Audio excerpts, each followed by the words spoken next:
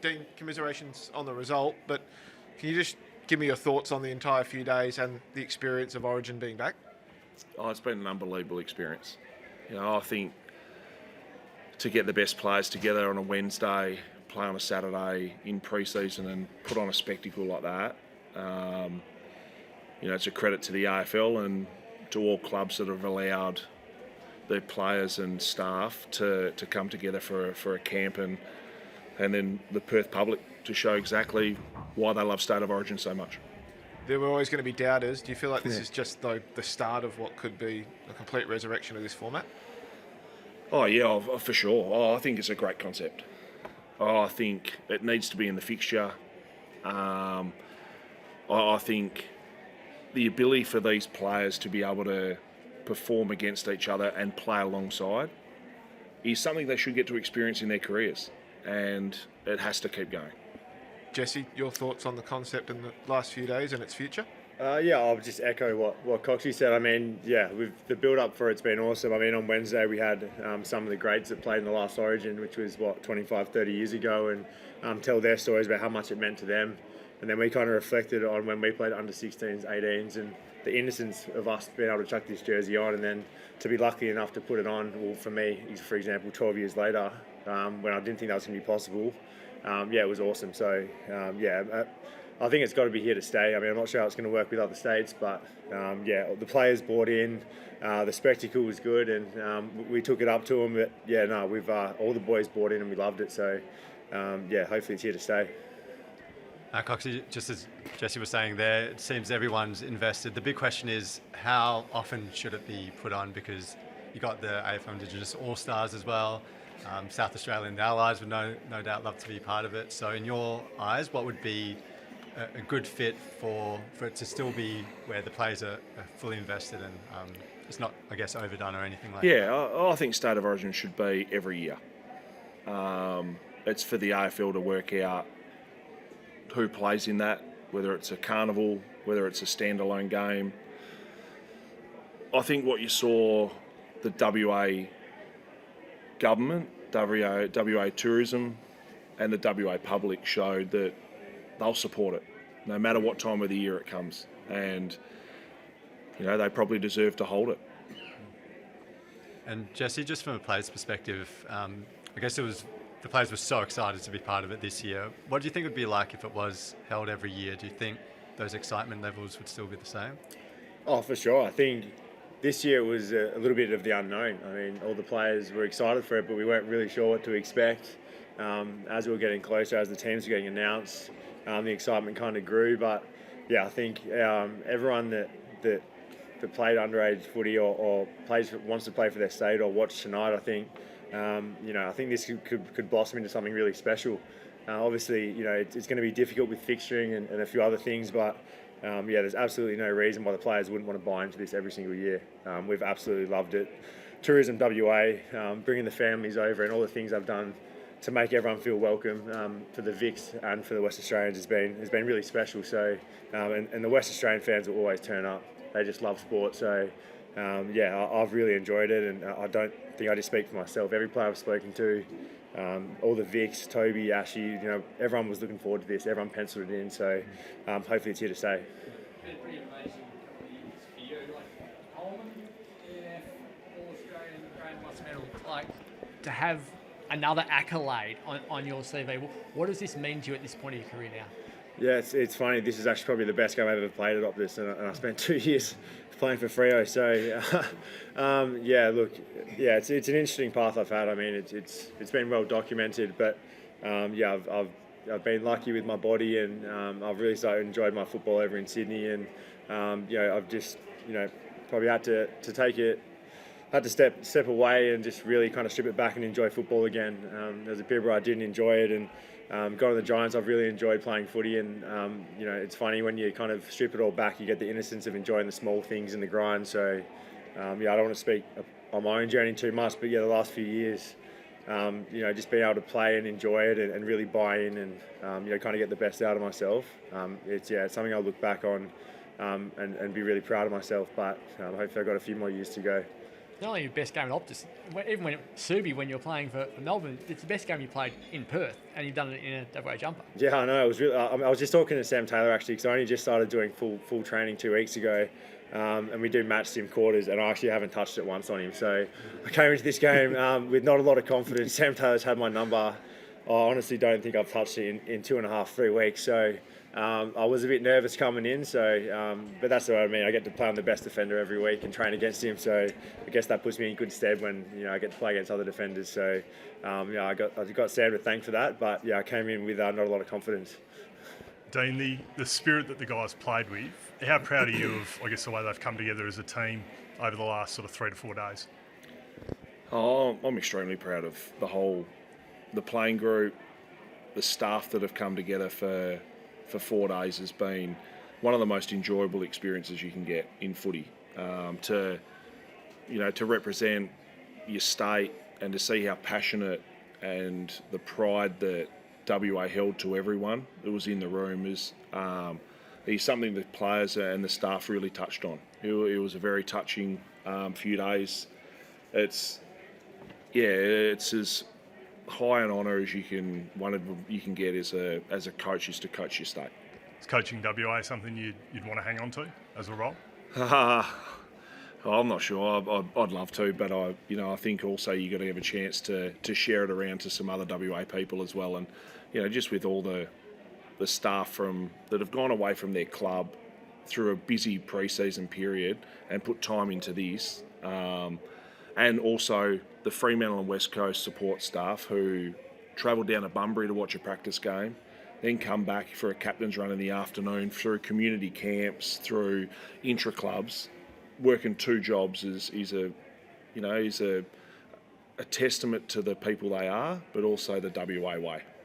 Jesse, you spoke about your struggles previously, especially playing here in Perth with Fremantle. What was it like, though, in that last quarter when you had close to 60,000 people in the palm of your hand as you were leading the charge to get WA back into it?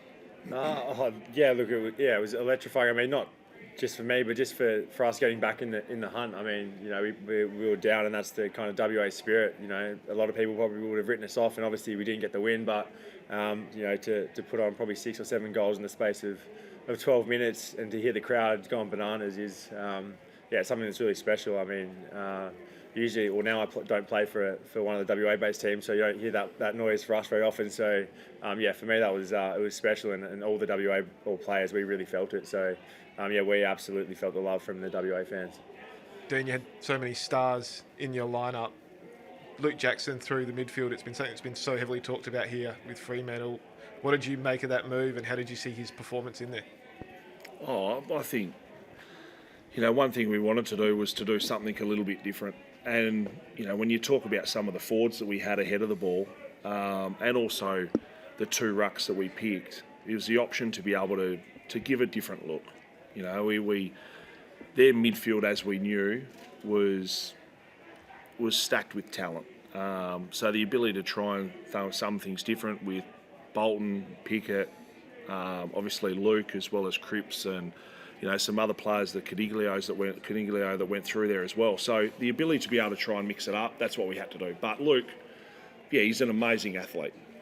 So his ability to have a couple of shots on goal, get clearances, put pressure on the oppo so he's a great asset for Fremantle. Dean, the opportunity to coach this group of players, what were some of the key things that you took away and learning? Because perception too, like you don't always get the opportunity to coach these players week after week because you're coaching against them. Yeah. What were some of the key learnings for yourself on a personal level for your coaching experience? Oh, the first thing you notice is why they are judged as the best players. I think their preparation, their humility, their ability to be able to connect with new people and showcase their football talents has been an unbelievable experience. To watch how people do things differently. But one thing that we can always know is that every time we see each other, we've got a connection or a bond now from representing WA, and the players are really keen on that. We felt a part of it, and it was an amazing 4 days. Jesse, 5 goals. What's this sort of performance? How can that springboard for a big 2026 season for you? What are some of the things you've been working on to ensure that you do have a good season coming up? Look, it did. I came off foot surgery at the end of the year, so my training was pretty limited, and there was probably 2 or 3 weeks ago there was a chance I wasn't going to play this game. To be honest, my load management and stuff, it's all very managed by the coach and high performance stuff. So we pushed the envelope to get here and to get out there and perform an impact for my state was awesome. But look, it's back to the drawing board. We got 4 more weeks until round 0. Kind of reset and just keep building. It's obviously nice to have a good game and impact today, but there's still a lot of work to be done. With your injury, is that something that you're going to have to manage through the year? It's an interesting one. I'm not going to go bore you with the details of it, but the surgery was actually quite minor, but because it was on the foot, it's just there's a lot of nerves and stuff around it, so probably didn't start running until mid-December, and then joined in with the group probably kind of late January, so it's been a pretty limited pre-season, but I should be fine. I think what we've planned out and mapped out is for me to still try and play 22 games and hopefully finals, so we'll just see, but there's a lot to be played out. I'm not too sure at the moment. And was that the same foot when you were here at Fremantle? You had a procedure in that one? Yeah, it was. Yeah, it wasn't my navicular that when I just had some bone spurs around it, so that's what caused me to miss probably 9 games at the end of last year, and it was extremely frustrating to deal with that, but it's feeling really good today. It felt really good, got through a full game, so I'll take a lot of confidence out of that. It sounds like from what you said up on stage that you think WA is the right place for Origin. Is that your thoughts? And Dean, do you agree?